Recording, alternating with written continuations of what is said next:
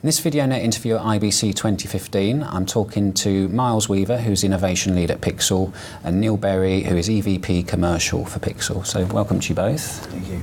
Now, IBC this year, you've been suggesting that online video providers could learn some lessons from the lyrics of a song, which was a #1 hit back in 1979 by Rupert Holmes. It's called Escape. Most people sort of know it as the Pina Colada song.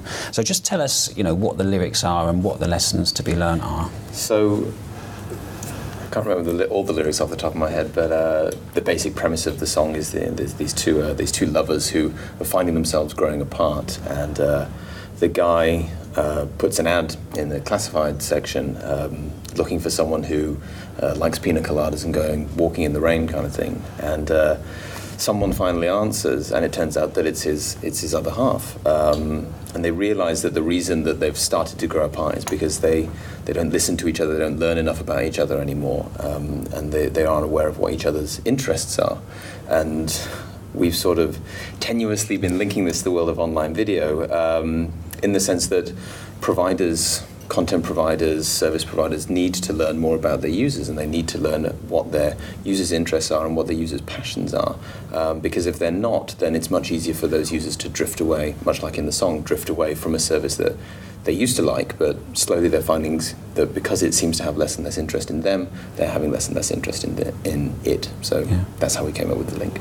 Okay, and it's not just about knowing them, but really making sure that you make it clear to them that you share the same passions. If you've got the content they want, it's no good being buried in a back catalogue somewhere. I mean, you have to surface it and bring it to their attention. And making sure that they don't have to spend a lot of time discovering it, right? So the more you know about the way they have behaving around your content on all the different types of devices that people can now consume content on, is understanding all that and surfacing the right content to them at the right time on the right device, and not enabling them to actually try and find that content. So it's around recommending the right content, and it's also what's relevant to them, what we know about their likes and dislikes, what mood they're perhaps in.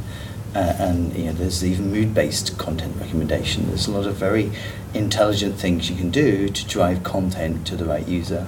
And same with ads as well. Is feed them. The research suggests that people are quite happy to watch ads if they're relevant, and they're relevant to the content. Okay, and if, let's suppose the finance director is not a romantic, so doesn't really care about the song, and how do you go in and pitch it to him? I mean, what's the sort of the business justification for, going on a road to this vision and make it a reality? That's probably the most critical point is where's the value?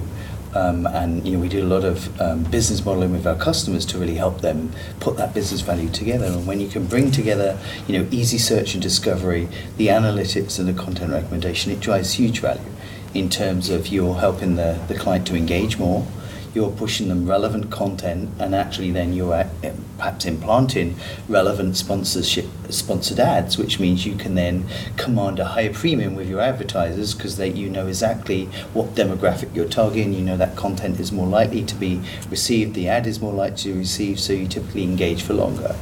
That's got quite a high, if you can increase your CPMs quite dramatically, then that's all good, profitable business. I guess the other thing that we've seen is on average content recommendation drives a 40% uplift in engagement at an absolute minimum, sometimes a lot more. And so that means people are going to watch for longer, which in an ad-funded business, of course, means you can serve more ads. And so that's very easy to justify. But in a more of a transactional based or a subscriber based, it means people are going to stay for longer. And perhaps less likely to drift away, as Miles said, and perhaps churn and go to another service provider that's actually pushing them the content that they want to see. Okay, so if you want to implement this vision, what are the technology building blocks? I think you probably touched upon a few in terms of analytics, content discovery, ads. Is that it? Are they the three, or is there more to it? I think they're probably three of the biggest ones that you want to consider. Analytics in terms of collecting that data and then taking that from, as we've been saying at the show, taking it from big data collection to smart data contextualization. So analytics is a really big one, and then how that feeds into your recommendations engine, how you take that learning beyond just what it was that they watched, but also the time of day, the device, the location. How you put that into your recommendations engine, and then really churn out some useful and usable insights in terms of delivering content back to the customer that's of relevance to them. Yeah, it's all about the insights, right? Because just knowing someone watched a video on a phone, so what? It's not really going to give me anything great to drive value in my business, but knowing the context that it's always the same piece of content every day of the week, and then that they watch the rest of that content when they get home, then you can actually surface that content without them going to search and discovery for it. You can create a better cross-device user experience that's more compelling for the client. That, again, will reduce churn. Yeah, I think if we can learn more about behaviour rather than just use, that's where we see the real value starting to come in. So is it fair to say that context would be the key next step for content discovery or for content recommendation? It's not just context, it's almost understanding the personality of the consumer, right? So it's taking from behaviour to personality is a step. It's almost understanding the content itself as well as the context and putting the two together. So there's now technology, we just announced a partnership with LingoSpot, which enables you to examine and analyse in real time the actual content and figure out where in the content perhaps there might be a sad part, a happy part, and you can analyse, or maybe if it's sports, it's when the goals are scored or when the corner kicks, analyse that.